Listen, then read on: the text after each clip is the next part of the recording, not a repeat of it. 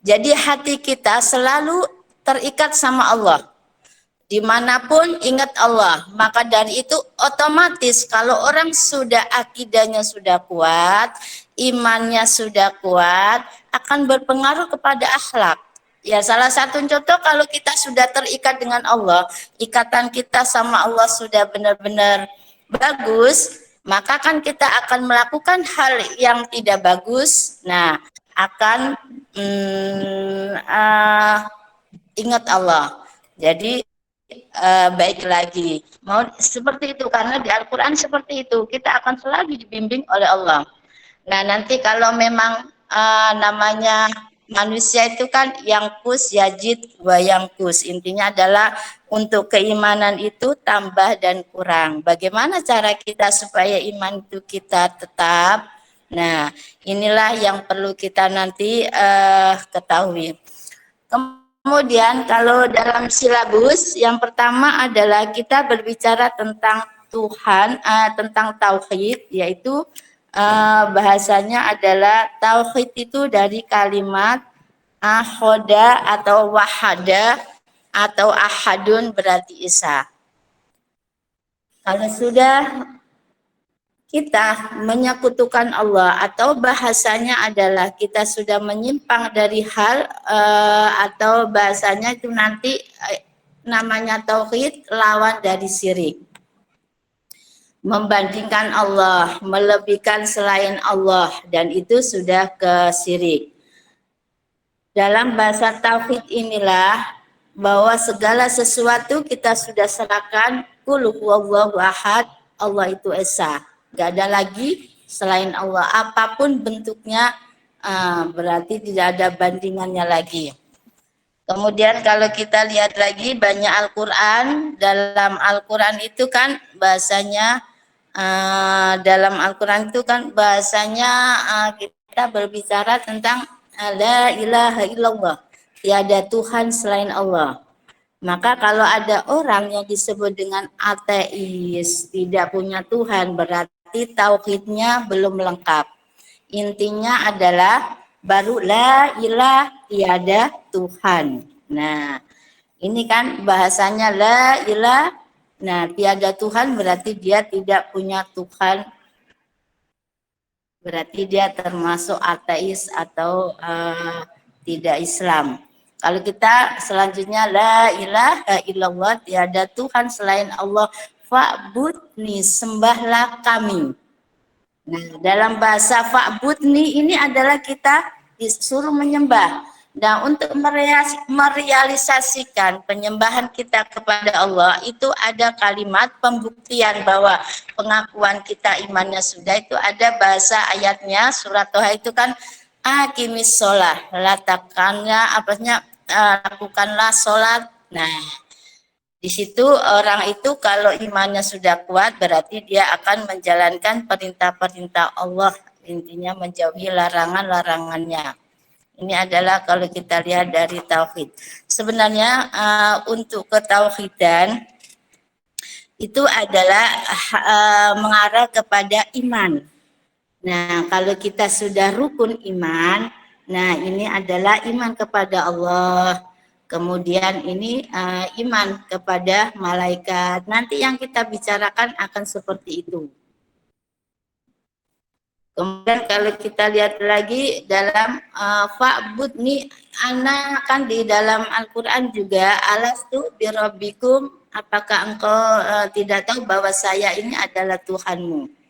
Kemudian kan sebelum orang itu dilahirkan, qalu bala syahidna, saya bersaksi la ilaha illallah, tiada Tuhan selain Allah. Ini adalah masih masalah tauhid, bahwa pada dasarnya manusia itu sebelum lahir sudah yang disebut dengan alam roh itu sudah diperkenalkan alastu birabbikum. Nah, apakah saya ini bukan Tuhanmu? Nah, intinya kan seperti itu. Tetapi nanti berbagai faktor dari Rabbikum ini adalah kan kita lihat bahwa manusia itu yuladu alal fitrah, diciptakan dalam keadaan suci. Ini nanti kalau sudah ada persentasenya Ibu akan dilanjutkan. Saya ini buka aja. Nah, saya lanjutkan lagi bahwa alastum birabbikum itu banyak faktor bahwa yuladu alal fitrah, manusia itu dilahirkan dalam keadaan suci. Pada dasarnya semua manusia itu sudah punya yang namanya pengenalan dengan Allah.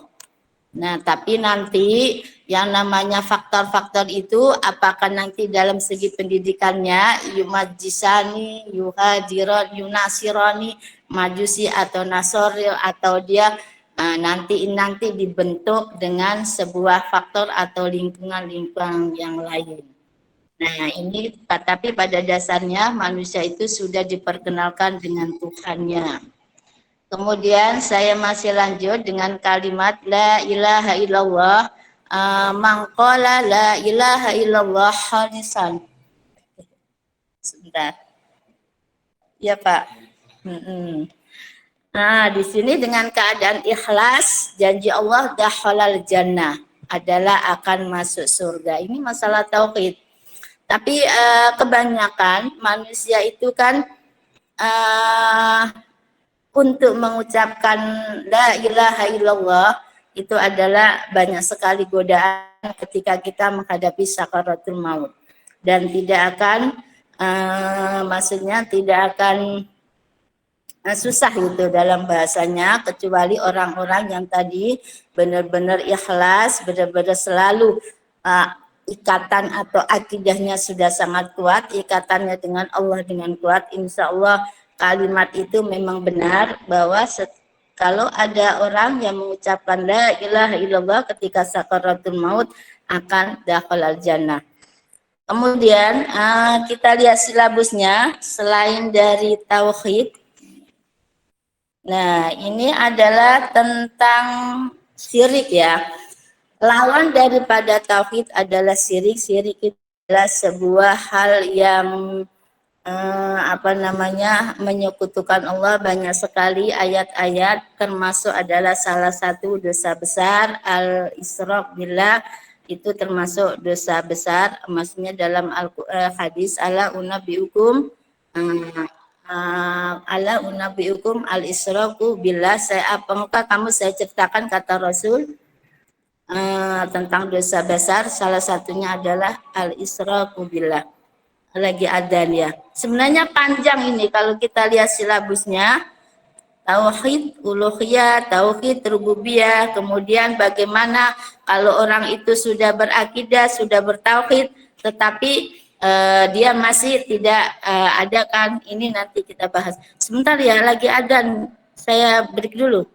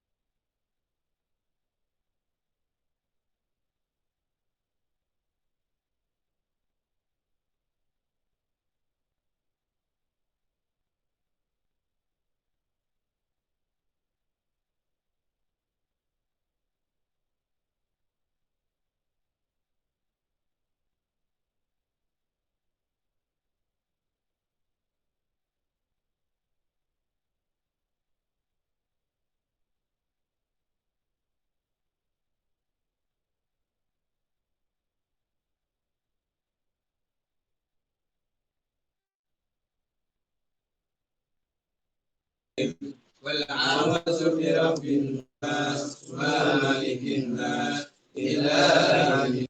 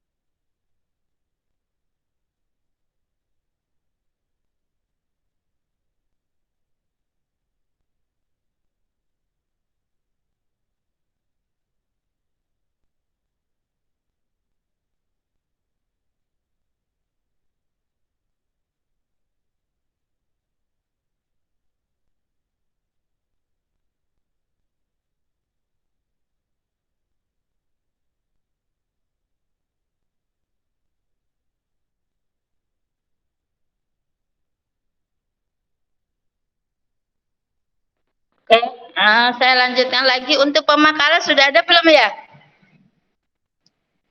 Kalau belum Ibu lanjutkan lagi, sedikit lagi ya, sampai 15 menit lagi.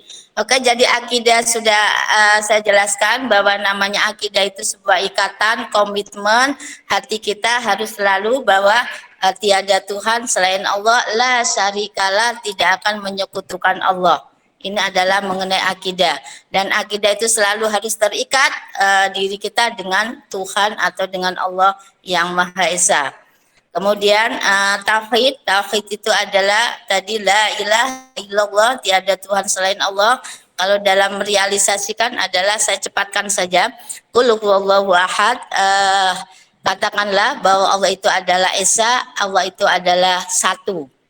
Maka kalau dalam Al-Qur'an seandainya Allah itu banyak, lafasadatil ardu, maka bumi akan rusak. Intinya adalah punya keinginan, yang satu pengen begini, yang satu pengen begitu, maka dari itu dalam Al-Quran, laukana alihatan, kalau seandainya ada dua Tuhan, maka lafasadatil ardi, akan rusak, dalam bahasanya adalah dunia.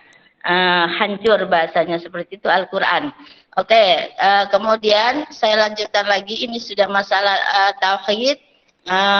Kemudian masalah tauhid itu dibagi menjadi tiga: tauhid uluhiyah, tauhid rububiyah, dan tauhid ibadiyah. Kalau kita realisasikan dalam surat Al-Fatihah, yang namanya tauhid uluhiyah itu dari kata ilah, penyembahan. Nah, kemudian kalau yang rububiyah itu adalah penciptaan. Kalau yang asma'iyah itu adalah sifat-sifat Allah. Akidah itu punya dasarnya adalah Al-Quran dan hadis. Nah, kalau kita lihat banyak sekali Al-Quran yang kita pilah-pilah, bahwa sifat-sifat Allah yang terkandung itu disebut asma'iyah. Sifat-sifat Allah yang terkandung dalam Asma'ul Husna, Ar-Rahman, Ar-Rahim. Nah, kalau kita lihat satu ayat saja, kita kupas surat Al-Baqarah, Bismillahirrahmanirrahim, Ar-Rahman Ar-Rahim adalah termasuk tauhid asma'iyah. Maliki Yaumiddin termasuk rububiyah karena penciptaan. Iya karena budu wa iya karena stain termasuk dalam hal disebut dengan ubudiyah, penyembahan atau ibadiah atau ibadah kita. Nah, ini salah satu contoh. Kalau bahasa rububiyah itu penciptaan, jadi banyak. Rabbis samawati. Kalau sudah tentang sifat Allah, Allah itu adalah adim, maha besar. Allah itu agung, akbar, dan itu berarti termasuk asma'iyah. Tetapi kalau masalah penciptaan, bahwa Allah itu menguasai langit, lillahi ma fis samawati wa ma fil ardh, dan bumi. Nah, berarti sudah termasuk rububiyah. Kalau masalah ibadah, akimis sholat, tentang sholat, berarti ini adalah termasuk dalam hal ayat-ayat yang berkaitan tentang ibadah atau ibadiah kita. Mungkin coba yang lain ini, yang mana ini? Yang persentase. Nanti kita bisa hidup. Waktunya tinggal sedikit lagi. Bukan sedikit sih, 27.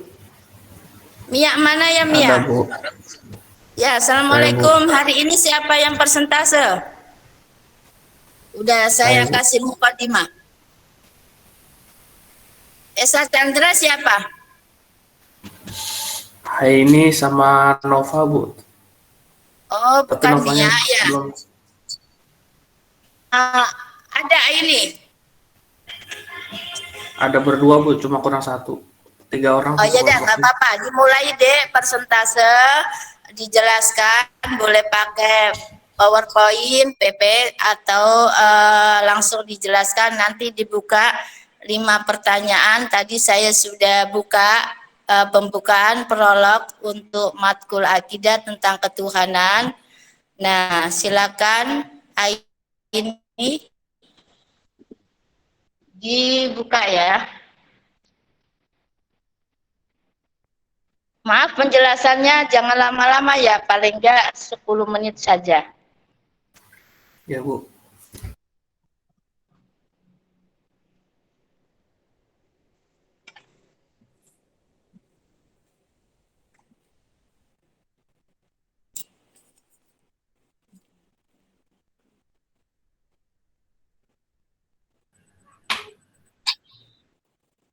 Mas Esa gimana?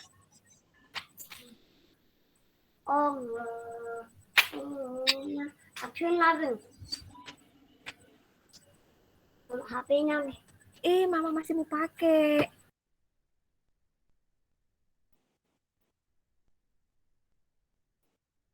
Oke.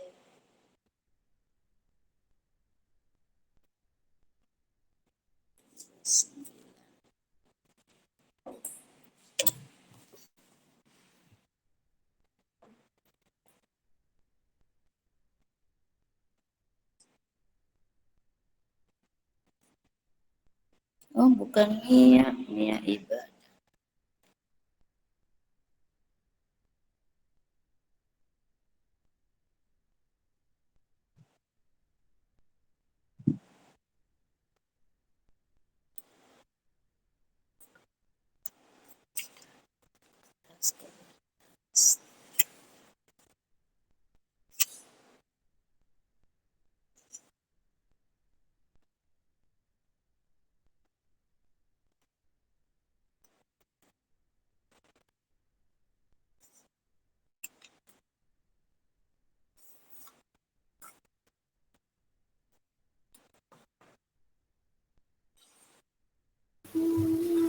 Maaf, udah kelihatan belum layarnya? Udah deh. Ya. Silakan Esa, ya panggilnya Chandra Pak Esa nih ya. Esa Chandra, Bu. Ya, Esa. Esa Chandra. Anak ke-1. Ya, Assalamualaikum warahmatullahi wabarakatuh. Waalaikumsalam warahmatullahi Warahmatullahi wabarakatuh. Ya, saya dari kelompok 1 mau menjelaskan tentang ketuhanan. Dari kelompok 1, yang pertama saya sendiri, Esa Chandra Darmawan. Yang kedua Nova Maulana, dan yang ketiga ini.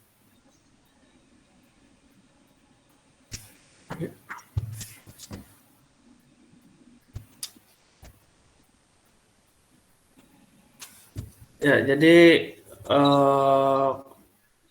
pertama yang dibahas itu adalah akidah Islam. Akidah merupakan perbuatan hati, yaitu kepercayaan hati dan pembenaran terhadap sesuatu. Sementara itu menurut istilah atau terminologi adalah iman yang teguh dan pasti, yang tidak ada keraguan sedikit pun bagi orang yang meyakininya. Maka akidah Islamnya adalah keimanan yang pasti kepada Allah Subhanahu wa taala dengan melaksanakan kewajiban bertauhid kepada Allah, beriman kepada para malaikatnya, rasulnya, hari kiamat, dan takdir yang baik dan buruk, dan mengimani pula seluruh apa yang telah disahihkan terhadap prinsip-prinsip agama. Memahami bahwa akidah Islam yang bersumber dari Al-Quran dan hadis, cakupannya meliputi kepercayaan akan adanya Allah Subhanahu wa taala dengan segala sifat-sifatnya, yakni sifat wajib, sifat mustahil, dan sifat jaiz, serta wujudnya yang dapat dibuktikan dengan keteraturan dan keindahan alam semesta ini. Kepercayaan tentang alam gaib, percaya akan adanya alam di balik alam nyata ini yang tidak bisa diamati oleh indera manusia, demikian pula makhluk-makhluk yang ada di dalamnya seperti malaikat, jin, dan ruh. Kepercayaan kepada kitab-kitab Allah yang diturunkan kepada para rasul-rasulnya. Kitab-kitab tersebut diturunkan agar manusia dapat menjadikan pedoman dan mengarungi alam beserta segala problematika. Dengan menggunakan pedoman tersebut, maka manusia dapat membedakan yang baik dan yang buruk, serta bisa membedakan hal yang haram dan yang halal. Kepercayaan kepada Rasul Allah yang diutus dan dipilih untuk memberi petunjuk dan bimbingan kepada manusia agar melakukan hal-hal yang baik dan benar. Kepercayaan kepada hari akhir serta peristiwa-peristiwa yang terjadi pada saat itu, seperti hari kebangkitan atau ba'ats, adanya pahala dan dosa, surga dan neraka. Kepercayaan kepada qada dan qadar Allah tentang segala sesuatu yang terjadi di alam semesta ini.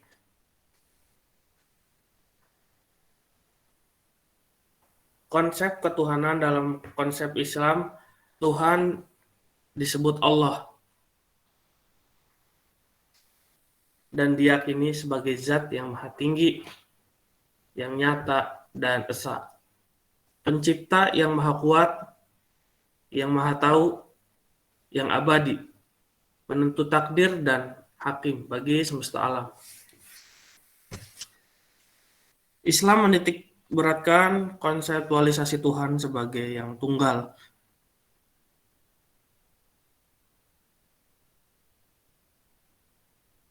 dan maha kuasa atau tauhid, yaitu wahid,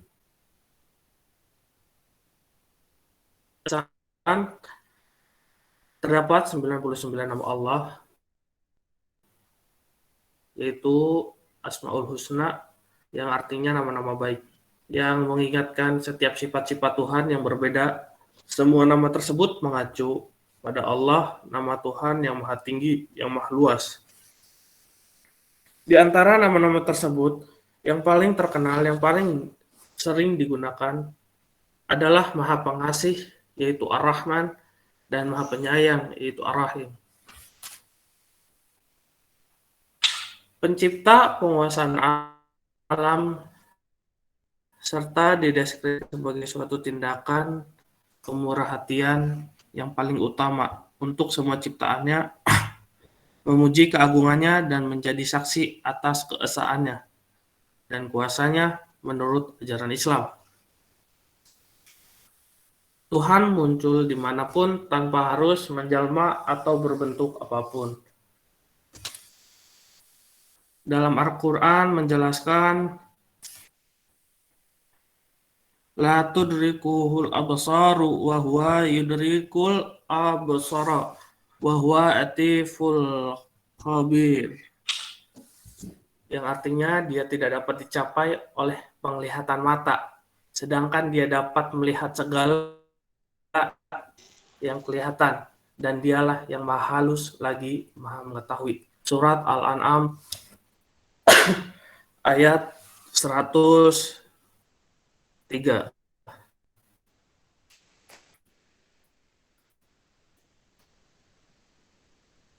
Ini bisa dilanjut wah ini.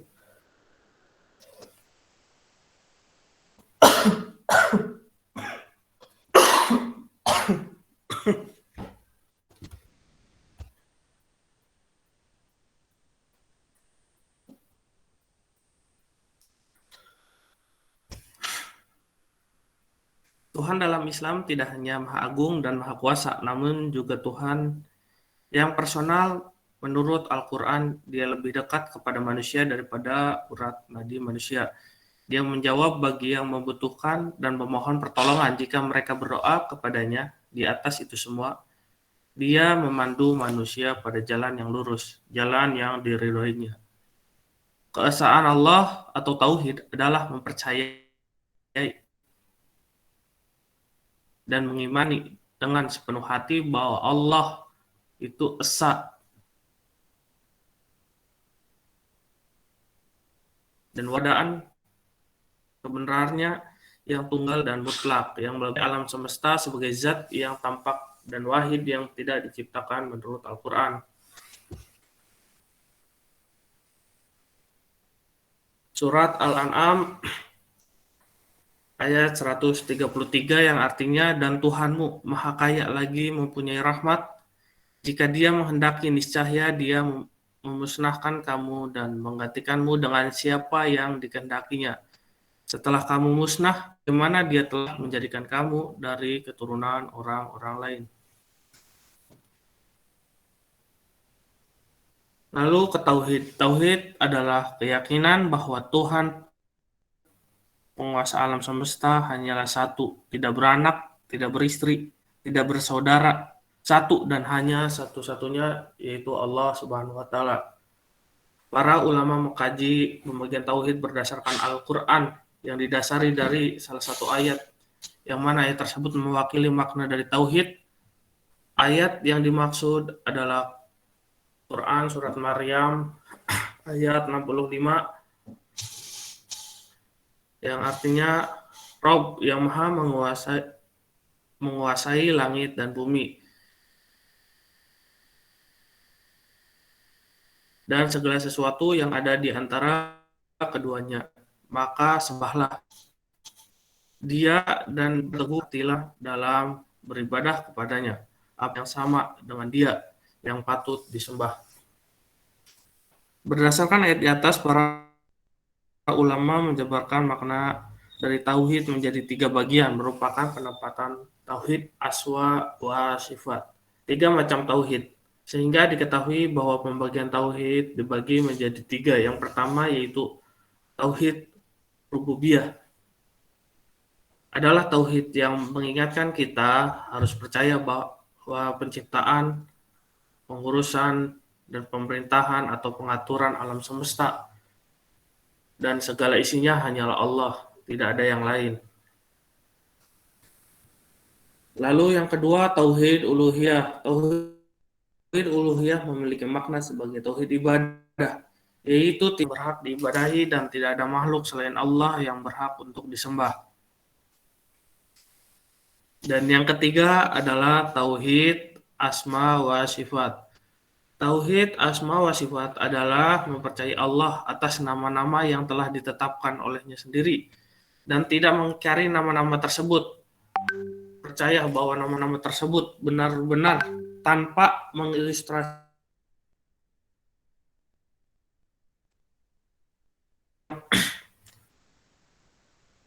menyimpangkan makna atau bahkan menolak nama atau sifat tersebut. Contoh adalah Al-Basir, yaitu Allah Maha Melihat, maka begitulah adanya. Hal ini sejalan dengan makna dari Quran surat Asy-Syura ayat 11 yang berbunyi Basirus Sami'un wa huwa Saw'un kami sali laisa. Tidak ada satupun yang serupa dengannya dan Dialah yang maha mendengar lagi maha melihat.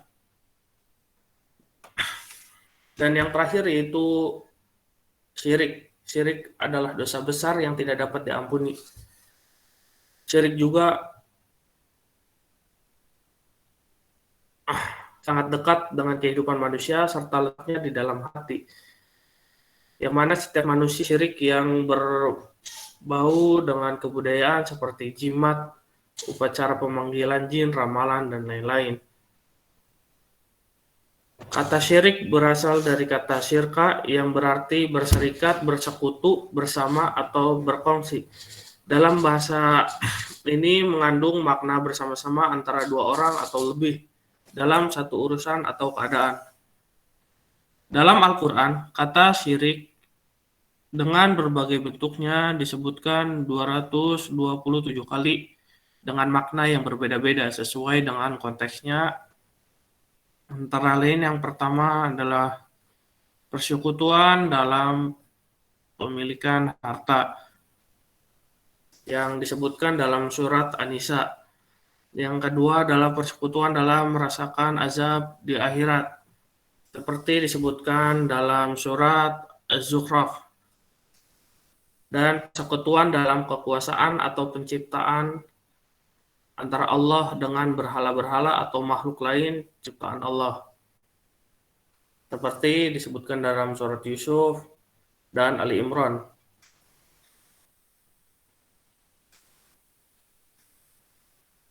Pengertian ketiga yang dimaksud dengan syirik yaitu menyekutukan Allah dengan selainnya yang diharamkan oleh Allah Subhanahu wa taala. Menurut Raghib Al-Asfani, syirik dibagi menjadi dua, yaitu syirik al-akbar atau syirik besar dan asgar atau syirik kecil. Syirik besar yaitu syirik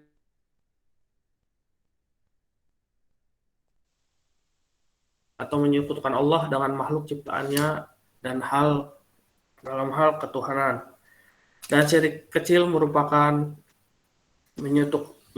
menyekutukan Allah dalam tujuan beribadah atau beramal kebaikan yang tujuannya untuk memperoleh pujian dari orang lain.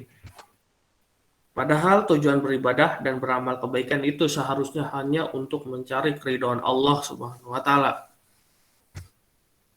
Kedua macam syirik tersebut hukumnya haram dan Allah Subhanahu wa taala tidak akan mengampuninya kecuali dengan bertaubat. Sebagaimana ditegaskan dalam firman Allah Subhanahu wa taala yang artinya sesungguhnya Allah tidak akan mengampuni dosa syirik dan dia mengampuni segala dosa yang selain dari syirik itu bagi siapa yang dikehendakinya. Barang siapa yang mempersekutukan Allah, maka sesungguhnya ia telah berbuat dosa yang besar. Adapun bentuk syirik tidak terhitung banyaknya, misalnya meyakini kekuasaan atau kekuatan ilahiyah atau kekuatan Tuhan pada benda-benda yang dianggap keramat seperti pohon beringin, keris, batu akik, bintang, kuburan, batu patung, dan lain sebagainya.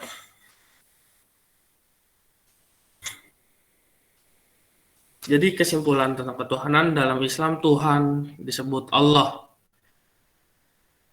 yakni sebagai zat yang maha tinggi, yang nyata dan esa, penciptaannya yang maha kuat dan maha tahu, yang abadi, penentu takdir dan hakim bagi alam semesta. Maka akidah Islamnya adalah keimanan yang pasti kepada Allah Subhanahu wa taala dengan melaksanakan kewajiban bertauhid kepadanya, beriman kepada para malaikatnya, rasulnya, hari kiamat, takdir dan yang buruk, dan mengikuti pula seluruh apa yang telah disahihkan dalam prinsip-prinsip agama. Para ulama mengkaji pembagian tauhid berdasarkan Al-Quran yang didasari salah satu ayat. Quran surat Maryam ayat 65. Maka tidaklah kita melakukan syirik atau menduakan Allah, karena syirik adalah dosa besar yang tidak dapat diampuni. Syirik juga sangat dekat dengan kehidupan manusia karena letaknya di dalam hati, yang mana setiap manusia berpotensi untuk melakukannya. Seperti firman Allah dalam surah An-Nisa ayat 48 yang artinya sesungguhnya Allah tidak akan mengampuni dosa syirik dan dia mengampuni segala dosa selain syirik itu bagi siapa yang dikehendakinya. Barang siapa yang mempersekutukan Allah, maka sungguh ia telah berbuat dosa yang sangat besar. Mungkin cukup sekian presentasi dari saya. Jika ingin ada yang ditambahkan, jika ada kesalahan, atau ada yang mau bertanya, saya persilahkan. Menanggapi Bu. Iya. Silakan ya bertanya Bertanya, 3 Bu. orang Bertanya, Bu. sekaligus saja. Mikrologik Bu. Ya baik Bu. 4 Mikrologik. orang aja ya. Makasih Bu atas kesempatan ini. Saya Siapa nih? perkenalkan Bu. Nama saya Ikro Robik dari Kalimantan Timur. Ikro, ya silakan Ikro. Terima kasih Bu atas kesempatannya.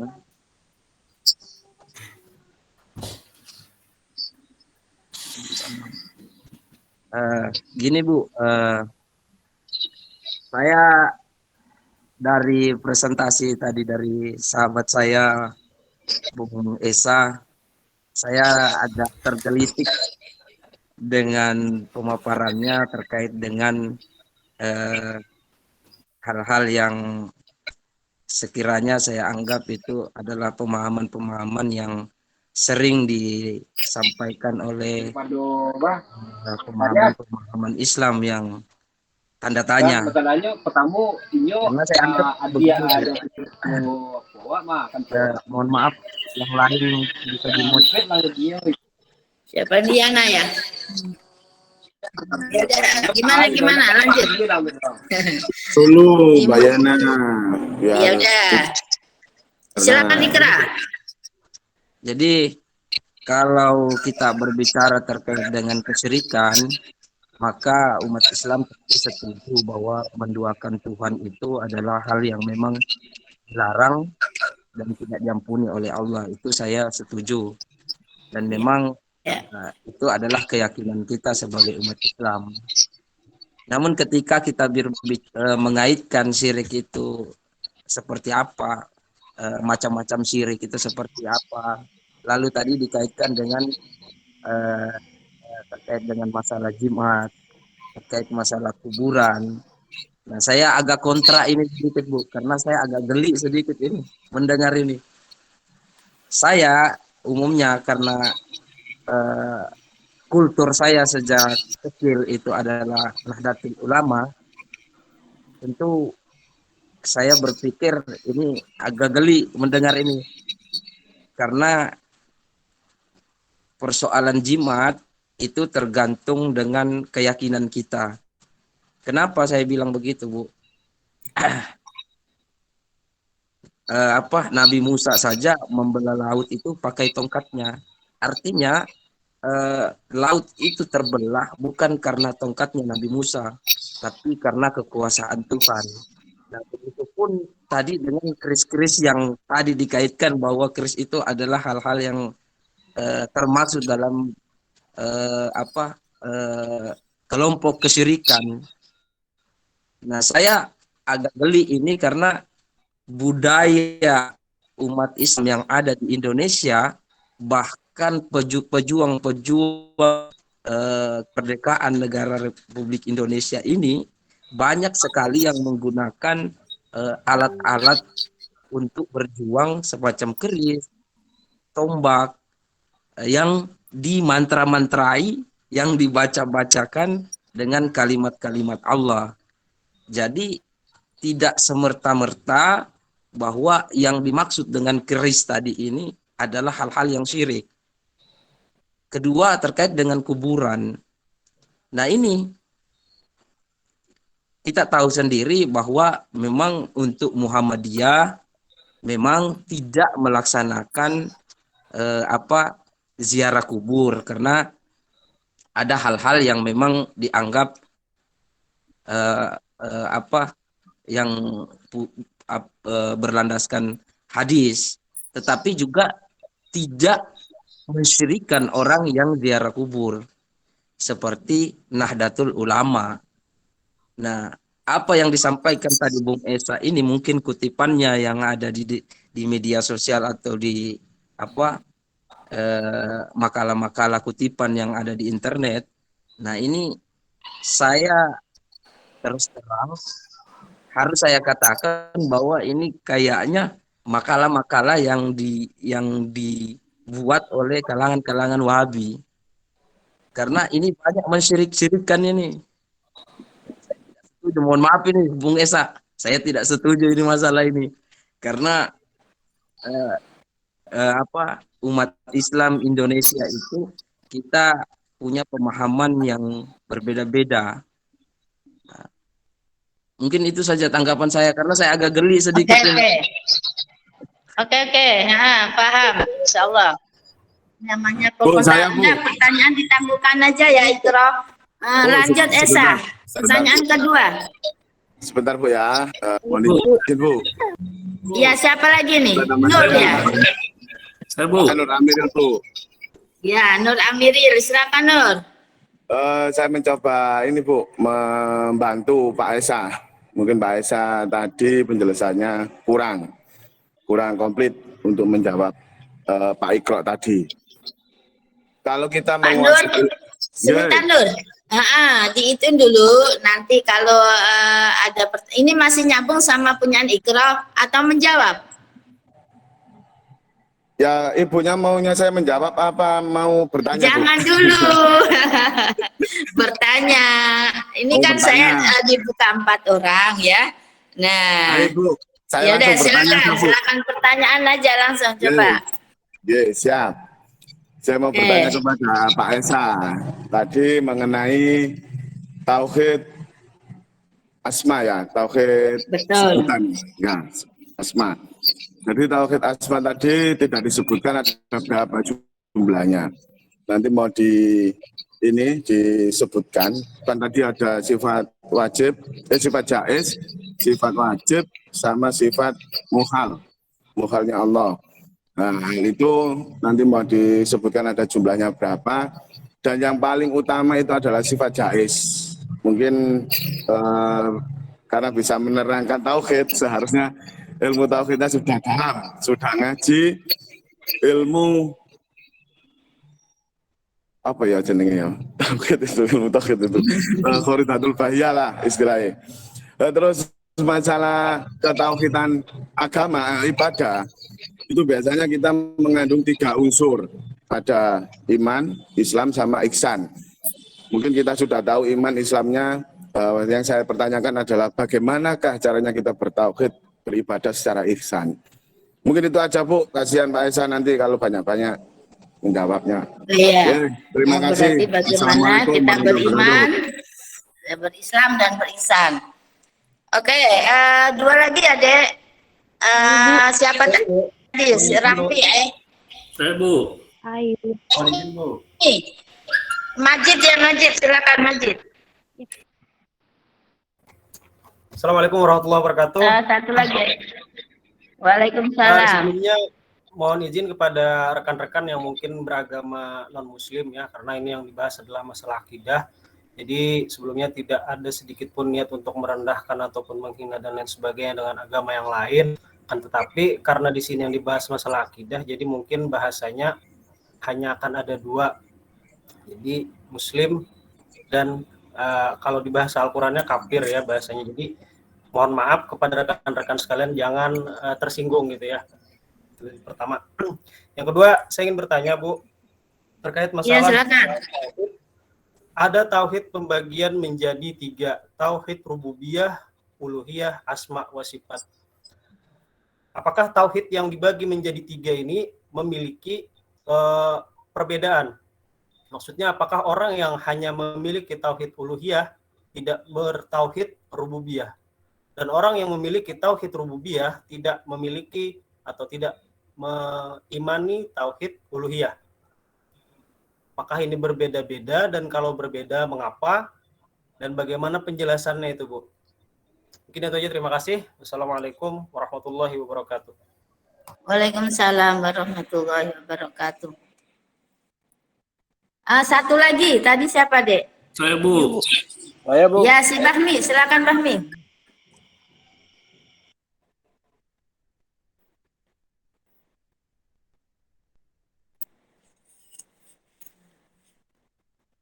Di-unmute Pak. Oh, Assalamualaikum warahmatullahi wabarakatuh. Terima kasih Waalaikumsalam warahmatullahi wabarakatuh. berikan kepada saya terkait dengan apa yang dijelaskan tadi tentang akidah akhlak, tentang kesyirikan. Saya ingin bertanya tentang akidah akhlak yang menghubungkannya dengan kejadian di Mandalika kemarin tentang pawang hujan. Saya ingin bertanya kepada kelompok dan mungkin rekan-rekan yang lain, pendapat bapak-bapak dan ibu-ibu di kelas ini tentang apa yang dilakukan oleh pawang hujan di Mandalika kemarin. Kemudian yang kedua, bagaimana sikap kita sebagai mahasiswa melihat pembiaran seperti yang dilakukan oleh pemerintah. Itu saja, Bu. Terima kasih. Assalamualaikum warahmatullahi wabarakatuh. Sebentar Pak Bahmi, tadi coba yang pertama tadi pertanyaannya gimana? Tadi belum jelas, coba. Pertanyaan tadi yang pertama terkait dengan apa yang terjadi di Mandalika kemarin yang dilakukan oleh pawang hujan itu, Bu. Oh, Saya cuma ingin dengar dari bapak-bapak dan ibu. bagaimana sikap kita? Iya, Bu. Oke. Itu saja, Bu. Bagus. Langsung Esa dan Novi dijawab dulu, nanti Ibu tambahin ya. Hal-hal yang itu nanti teman-teman juga berusaha untuk menjawabnya. Ya silakan deh. Ya Bu, saya Bu. Ya silakan no. Terima kasih. Dek, ditutup dulu nanti ya. Karena waktunya sudah gak ada, 4 aja langsung di Ya, apa? ini saya mau menanggapi Bu. Oh desa ya. Kok desa bukan Novi nih? Bukan, Haini. Haini Bu, namanya Haini. Oh Haini, ya Allah nama disenya desa. Iya perkenan, iya silakan Haini dijawab nak. Iya, terima kasih semuanya atas kesempatannya. Iya sama-sama. Saya di sini bukan ahli agama ya. Bahkan kita masih sama-sama belajar untuk mentauhidkan diri dan menjauhkan diri dari kesyirikan dan lebih banyak belajar lagi. Mungkin saya menanggapi sedikit yang pertanyaan pertama terkait dengan syirik. Bapak siapa tadi ya, Pak Ikro ya? Iya betul. Iya Pak Ikro. Terima kasih Pak Ikro. Kita sebagai makhluk Allah ya, Allah menciptakan kita, menciptakan jin dan manusia hanya untuk beribadah kepada Allah. Laqad khalaqtal jinna wal insa illa liya'budu. Allah telah menciptakan jin dan manusia kecuali hanya untuk beribadah kepadanya. Nah, kita membahas tentang syirik. Bahwa kita tahu syirik itu adalah dosa yang paling besar yang tidak dapat diampuni kecuali kita bertaubat kepadanya. Apabila seorang muslim mukmin meninggal dalam keadaan syirik sedikit pun terbersit rasa syirik dalam hatinya, maka Allah tidak akan mengampuninya. Selain itu tadi, karena di sini ada materi yang disinggung tentang jimat, jimat apa lagi tadi ya, yang tidak ditulis ya. Yang kuburan. Oh iya. Terkait dengan jimat, ziarah kubur, ya mungkin di sini sudah dijelaskan ya. Tadi Pak Ikro mengatakan bahwa Nabi Musa itu membelah tongkatnya, membelah laut itu dengan tongkat. Tidak akan terjadi tanpa izin Allah, karena itu adalah mukjizat.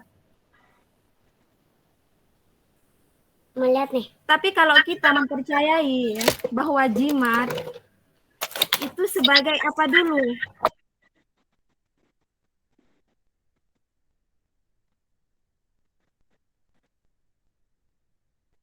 Betul. Lanjut deh. Bu kok hilang? Diganggu sama anaknya, Bu. Saya Ya. Ya. Mungkin kalau kita meyakini bahwa mungkin kebanyakan ya dari kalangan masih banyak sekali orang-orang mempercayai bahwa jimat itu kita meyakini jimat itu bisa melindungi, ya. Kalau kita sudah meyakini bahwa jimat itu bisa melindungi kita mungkin dari bahaya atau dari bisa mendatangkan rezeki atau apa, itu sudah dekatkan diri pada kesyirikan. Kita sudah menyekutukan Allah, bahwa kita mempercayai bahwa jimat itu bisa memberikan kita kebaikan-kebaikan gitu. Karena sesungguhnya bahwa di sini yang maha baik, yang maha melindungi kita itu adalah Allah Subhanahu wa taala. Nah, terkait berziarah kubur, yang ditanyakan Pak Ikra tadi tentang ziarah kubur itu bagaimana ya? Saya nggak ingat. Ya, boleh saya masuk, Bu? Iya, boleh, silakan. Kubur, ya, tidak ada dalam Islam. Awalnya dulu Nabi Muhammad SAW melarang, tetapi melarang berziarah kubur apabila orang-orang meminta kepada kuburan, gitu, meminta keberkahan kepada kuburan. Tapi setelahnya itu Rasulullah mengizinkan. Kenapa? Pertama, untuk kita mengingat kita kepada kematian. Jadi kalau tidak ada yang melarang kita untuk berziarah kubur, tapi dengan syarat, ada sunnahnya, ada syaratnya cara kita berziarah kubur.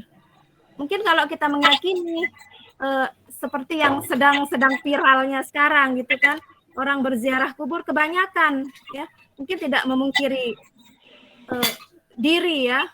Kalau dulu di zaman dahulu sebelum kita tahu bahwa apa yang kita lakukan itu salah, mungkin banyak sekali masyarakat yang masih awam itu berbondong-bondong sampai ke kubur-kuburan untuk ke keramat meminta berkah. Nah, itu yang dilarang. Tapi kalau kita berziarah kubur untuk berziarah tanpa ada unsur seperti itu tidak dilarang. Nah, baik, terima kasih, Bu. Boleh saya masuk, Bu? Oke. Ya udah, silakan. Gini, terima kasih Bu Desa Malaka atas penjelasannya. Saya paham terkait dengan apa yang Bu Desa Malaka sampaikan. Namun materi yang tadi disampaikan kan secara umum disampaikan bahwa hal-hal yang mengandung syirik itu dicontohkan semacam keris, kuburan, terus jimat. Nah, ini yang saya karena tadi tidak dijelaskan tadi sifatnya umum, semua hal-hal yang mengandung dengan terkait dengan itu tadi haram, syirik. Jadi seharusnya materi tadi ya, sambil nunggu hal yang jadi tidak semua ziarah kubur terus oris itu dianggap jimat, itu dianggap sebagai syirik. Nah, sebentar ya. Pertama, Adik, saya potong saja. Ini pertanyaan Ikra itu sebenarnya dalam bahasanya tadi kan sudah bagus yang dijawab oleh siapa tadi, Haini. Saya karena waktu ya, nanti saya jawab aja langsung saja. Emang kalau dalam bahasa kita harus tahu sih apa arti sebenarnya syirik itu. Kemudian pada zaman Nabi, kalau kita tahu arti syirik, insya Allah kita akan paham.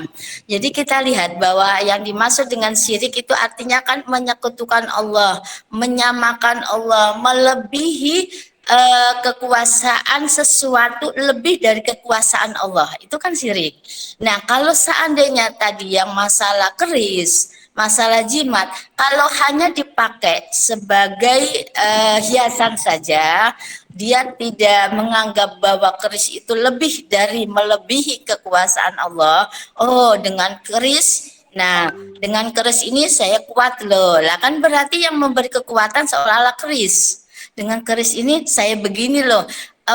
Dia meniadakan Allah. Bahwa semuanya itu menganggap bahwa Allah lah yang paling tinggi, dia dialah yang paling tinggi selain Allah. Itu kalau kita paham. Jadi saya kembalikan lagi, apa yang tadi dijelaskan oleh Esa itu adalah sebenarnya kejadian-kejadian yang dimaksudnya adalah rata-rata itu orang terlalu dengan nyata-nyata mengatakan bahwa jimat bisa begini, keris bisa begini, dan begitu. Maka dari itu saya luruskan, untuk sesuatu benda apapun bentuknya, kalau tidak sampai melampaui batas menyamakan atau melebihi dari kekuasaan Allah, itu bukan termasuk syirik, ya. Itu yang pertama. Kemudian masalah kubur, ya, memang Muhammadiyah, kata siapa Muhammadiyah, tidak seperti itu. Muhammadiyah juga sama, yang namanya ziarah kubur itu adalah tidak dilarang. Nah, nggak ada namanya Muhammadiyah melarang ziarah kubur. Memang kalau kita lihat dalam hadis Rasul, ya, ini kan namanya nasah mansukh, ya. Nahaitu Rasulullah an ziyaratil kubur. Waktu dulu itu Nabi melarang ziarah kubur. Kenapa dilarang? Mereka itu terlalu melebihkan, yang pertama. Yang kedua itu wanita-wanita itu meratapi gitu loh, sampai seperti bahwa dia seolah-olah tidak akan percaya dengan adanya takdir. Nah, ini makanya untuk menziarah kubur itu sebenarnya tidak ada masalah ikra. Dalam hal ini yang penting kata Rasul, kan saya lupa ayatnya tapi saya ingat lafalnya tapi ingat artinya. Orang yang cerdas adalah orang yang mengingat kematian, dan orang yang mengingat kematian adalah salah satunya adalah melewati atau berziarah ke kuburan dengan melihat yang tidak dia langsung ingat, itu adalah orang yang paling cerdas. Jadi intinya yang masalah kuburan itu tidak ada masalah dalam hal kemusyrikan. Tapi ada sebuah kuburan-kuburan yang dijadikan sebagai keramat. Nah, ini kan tidak boleh. Kalau kita paham, contohnya kuburannya, maaf ya, Kiai Ahmad Dahlan, itu kan kenapa tidak diperlihatkan? Karena takut nanti dijadikan sebagai, itu salah satu, banyak yang tahu. Jadi yang tidak boleh itu kuburan tersebut dijadikan sebagai tempat keramat, dijadikan sebagai tempat meminta, berarti dia meminta selain Allah. Itu ya. Kira-kira ya seperti itu, kira-kira paham? Baik, terima kasih Bu, paham. Jadi maksud saya tadi berkomentar itu, jadi karena harapan saya itu tidak semerta-merta menuduh orang yang menggunakan jimat, yang menggunakan keris, ziarah kubur. Iya, ya boleh. Gak ada masalah Ikra, ya. Jadi saya sudah luruskan. Esa seperti itu. Apa? Hai ini ada apa? Sebenarnya tidak ada yang menuduh, ya. Tidak ada yang menuduh orang pakai keris jimat, itu tidak ada yang menuduh syirik. Yang lain mana? Tapi ya artinya meluruskan, karena tadi kan sifatnya umum gitu loh, seakan-akan jimat, ziarah kubur itu termaksud kesyirikan. Iya, seperti yang dikatakan Bu dosen tadi, tergantung hati kita ini menjadikan jimat ataupun apa itu namanya, itu sebagai sesuatu yang sangat bisa memberikan kita manfaat atau keberkahan. Itu yang salah, bukan memegang kerisnya. Tapi kalau sudah kita menaruh jimat, itu pasti efeknya lain gitu. Kebanyakan orang kalau sudah ada jimat, itu pasti efeknya lain. Mau ngelurusin boleh nggak? Bukan di daerahnya Pak. Itu Pak. Ya, jadi yang jawaban soal Pak Ikro itu kan, kalau Bapak ngedengerin dari awalnya kan, kata-katanya itu meyakini kekuasaan, kekuatan kepada benda-benda, Pak. Gitu. Jadi kan dari awalnya ada kata meyakini. Itu. Yeah. Jadi kalau udah kata meyakini pada benda-benda itu berarti udah salah, Pak. Gitu. Jadi percaya sama bendanya, jatuhnya kan meyakini bendanya gitu. Kalau dari kata-katanya kan meyakini kepada benda-benda. Seperti yang disebutkan tadi kayak keris. Berarti kan percaya kepada keris, percaya kepada kuburan. Gitu, Pak. Maaf sebelumnya kalau tadi kurang jelas. Mia yang mana, Mia? Ya. Oke, saya luruskan lagi, sudah deal bahwa seperti Iqra, seperti itu kalau kita tahu pengertian syirik dan kita tidak menjadikan sesuatu lebih dari Allah atau menyamakan Allah, tidak akan masalah. Salah satu syirik asgor itu adalah riya.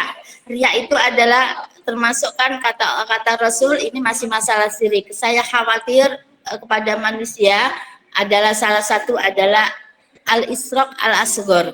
Salah satu syirik huwa al-isyraq al-asghar riya. Itu adalah salah satu riya. Kemudian memang kita sebenarnya harus berhati-hati ya dalam hal itu karena dalam arti orang yang innasyirqa la habatonna amalukum, itu Al-Qur'an. Ada seseorang yang melakukan perbuatan syirik sedikit pun akan dihapus segala amalannya. Nah, salah satu adalah riya. Allah tidak akan menerima. Nah, itu kan nanti banyak sekali. Kemudian kalau kita lihat lagi, ini masalah syirik ya. Dalam hal contoh saja, kita pergi ke dokter, kemudian dia bilang, saya sembuh loh ke dokter itu. Berarti seolah-olah yang menyembuhkan itu bukan Allah, tetapi dokter itu pun dalam hal pembicaraan yang sering kita lakukan, tetapi itu sudah termasuk syirik asghar. Oke, saya lanjutkan pertanyaan, langsung saya jawab aja. Pertanyaan siapa ini? Pak Nur. Oke, Pak Nur. Oke, ini kan namanya Asma. Tadi yang ditanyakan namanya Asma itu kan nama-nama Allah, tetapi yang terkenal itu kan di Asmaul Husna ya. Nah, Asmaul Husna di Al-Quran itu banyak sekali. Allah itu Maha Esa, Al-Ahad, kan banyak. Jadi 99 nama-nama Allah itulah yang terdapat dalam Al-Quran, dan itulah macam-macam dari yang disebut dengan tauhid asma'iyat. Apa sih tauhid itu? Kan keyakinan, sama dengan keyakinan kita bahwa Allah itu maha kuasa loh, Allah itu maha begini, itu semuanya ada dalam Al-Quran, dan itu tercakup dalam 99 nama Allah, hanya satu, jadi intinya 100 nama tetapi dikurangin satu, itu adalah milik makhluknya. Nah, nanti kalau mau nambahin lagi, yang kedua pertanyaan ya Pak. Gimana? Mohon maaf sekali. Saya rasa. Ya silakan. Saya rasa tauhid asma dengan asmaul husna itu berbeda, Bu. Kalau tauhid asma itu 20 sifat Allah, yaitu wujud, qidam, baqa, mukhalafatul hawadisi, ya. Yang 20 lagi itu adalah mukhal, kebalikan dari sifat wujud. Kalau ya, betul. wujud, mukhalnya berarti tidak berwujud ya. Terus yang terakhir yaitu yang sifat yang paling utama itu adalah sifat jaiz. Yang seperti disebutkan Pak Esa tadi, sifat jaiznya Allah itu cuma satu dan tidak bisa ditandingi oleh manusia atau makhluk apapun di dunia ini. Sifat jaiznya Allah itu satu, segala sesuatu terjadi dan tidak terjadinya sesuatu karena kehendak Allah. Itu yang dituangkan di dalam surat Al-Ikhlas, karena ilmu tauhid itu sumbernya dari syahadat. Itu adalah ilmu ketauhidan menurut saya. Ya, paham saya. Sifat dengan nama itu sebenarnya sama Pak. Jadi kan namanya sifat-sifat Allah itu kan ada di satu sifat jaiz, sifat wajib, sifat mustahil. Nah, kalau mustahil kan berbeda, kalau yang wajib itu pun dibagi-bagi lagi kan. Nah, itu nanti salah satunya ada dalam Asmaul Husna. Oke, makasih. Saya hampir lupa, memang ada namanya sifat dan nama, tetapi sifat dan nama itu tidak jauh beda. Disitulah dalam nama-nama Allah juga sama dengan sifat-sifat Allah. Intinya sifat Allah itu kan sesuatu yang secara tidak gini loh, maksudnya kan seseorang itu dikatakan seseorang itu penyayang kan. Nah, berarti kan ini adalah sebuah sifat. Namanya apa ya? Berarti dia punya sifat yang pengasih dan penyayang. Oke Pak, ya udah. Saya juga. Makasih Pak Nur. Ya saya diingatkan nama dan sifat, tapi tidak jauh beda.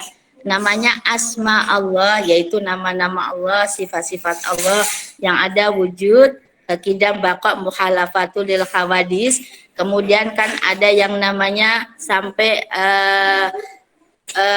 yang terakhir adalah qadiran, muridan, kan diulang lagi, itu adalah yang sifatiyah kepada Allah. Sifatnya kepada Allah sudah maha. Oke, coba kemudian Pak iman, Islam, ihsan. Itu adalah merupakan, kalau kita tahu arti dari rukun iman, iman tersendiri adalah al-iqraru bilisan, ya kan Pak? Kemudian diucapkan dengan diyakini, al-itqanu, maksudnya diyakini dengan hati, diucapkan dengan lisan, dilakukan dengan perbuatan. Nah, hal inilah yang akan membentuk sebuah iman, Islam, dan ihsan seseorang tersebut. Jadi, kalau kita bagaimana cara supaya iman kita itu bagus, Islam kita juga bagus, karena apa? Dalam Al-Quran itu ada yang namanya orang yang beriman. Tidak semua orang iman itu akan masuk surga. Maksudnya gini, kemudian setiap Al-Quran ada amanu wa amilus solihat, dia akan tajri min tahtiha khalidina fiha abada. Jadi intinya begini, pada dasarnya belum tentu orang Islam itu akan masuk surga semua karena imannya belum bagus. Berarti kalau sudah Islam, ini kan bahasanya adalah dalam hal Islamnya KTP namanya saja. Dia ucapkan saya Islam ini. Tetapi dalam hatinya itu tidak ada rasa keislaman. Zaman dulu sudah ada, zaman Nabi Muhammad. Nabi Muhammad itu kata Allah, kata Al-Quran, itu saya kalau nggak salah, ada sebuah nanti dicari. Kata Allah, dia itu hanya Islam saja, tetapi tidak beriman. Nah, berarti kalau sudah orang Islam saja tidak beriman, berarti orang ini termasuk Islamnya Islam KTP. Nah, kalau sudah iman, berarti mereka akan terpengaruh kepada hal-hal yang tidak bagus. Jadi begitu ya Pak, jadi saya tidak konsentrasi, mahasiswa sudah datang semua. Oke. Hari ini tuh saya offline dan online. Oke, gimana Nur? Sebentar ya Dek. Ya, mohon maaf, ini sebenarnya waktu ini sudah lewat karena betul, sudah lewat juga. Sudah memanggil. Ya, dosen keduanya sudah memanggil. Oke, ya. Sama-sama. Oke. Jadi nanti masalah Rahmi, saya persingkat aja. Jadi tadi masalah pertanyaan-pertanyaan nanti ditangguhkan lagi aja. Oke, saya akhiri di sini. Sudah lebih 16 menit. Mahasiswa saya yang offline sudah datang juga. Oke, mohon maaf. Silakan. Saya sudah kasih waktu yang di study itu 3 hari. Tapi kalau usahakan kan walaupun 3 hari jangan sampai, karena nanti pengaruh begini ya. Saya kasih tahu, saya ini absen semuanya hadir. Kemudian nanti kalau di lektur itu enggak ada, masih dikosongkan sama akademik. Nah, nanti kalau memang waktunya sudah itu baru nanti disilang sama sudah ada silangnya. Jadi antara study sama lektura itu sinkronisasinya.